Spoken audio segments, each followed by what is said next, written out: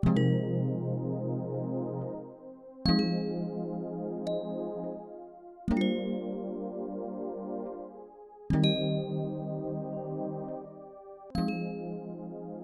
of the first things I saw after landing in Hyderabad was this.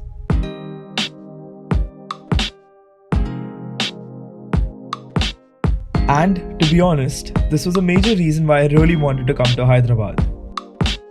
Being the only operational IKEA store in India, with no shipping provisions to Gurgaon, I had no option but to come to Hyderabad myself and make my IKEA wish come true.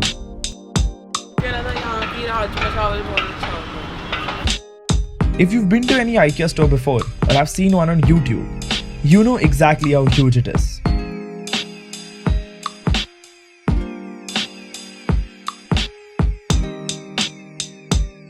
With over 15 shopping sections, one full-fledged restaurant and a cafe, the store is spread out across 13 acres with a floor size of 4 lakh square feet. Since it was a late morning and we skipped breakfast, my experience at IKEA began at the restaurant with some brunch.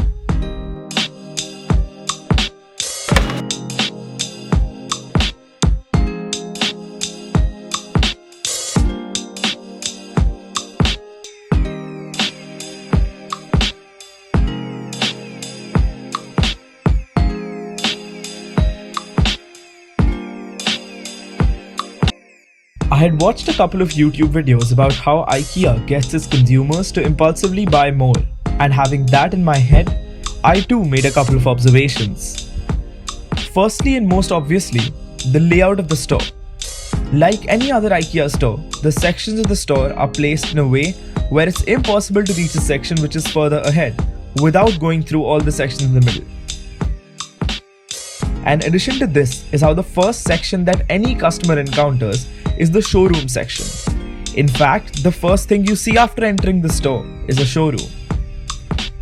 In the IKEA restaurant, the consumer who's probably super hungry like I was can physically bring food to his plate without any transaction of money.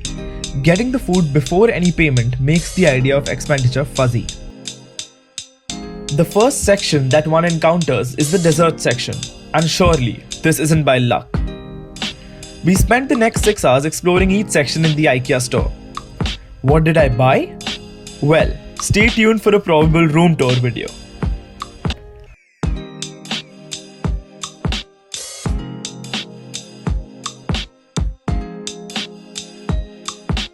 After some rest in the evening, we headed to the In Orbit Mall in Cyberabad in Hyderabad.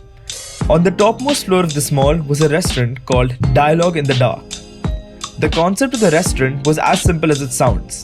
You enter the restaurant with your family, take a seat there and have a meal. The only catch being that the room you enter is pitch dark.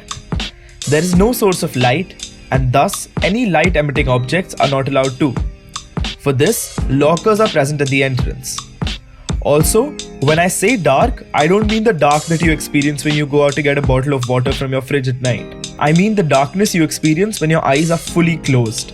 Not being able to take my camera inside, all I can tell you about my experience is this. Extremely nervous at the start, I was unsure as to how I would even get to the table in the restaurant, let alone eating the food.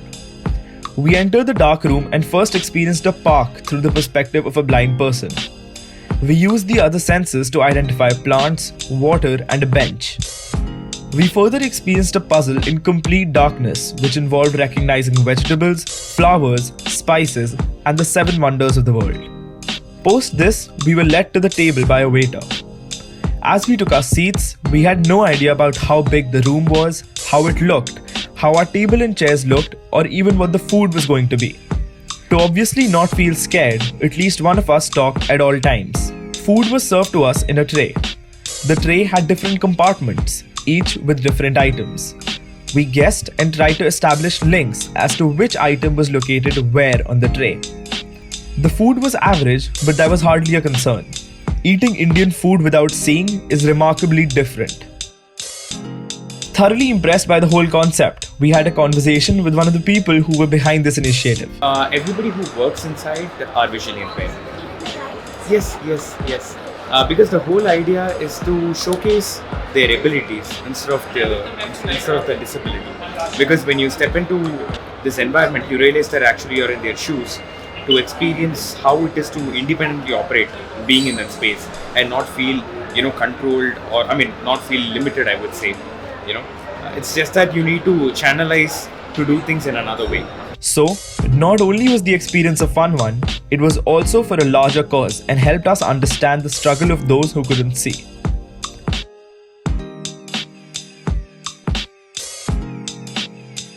With this, my second day in Hyderabad came to an end. Stay tuned for the next episode with some other experiences and an overall analysis of the city of pearls and palaces. Thanks for watching. Share and subscribe if the content interests you.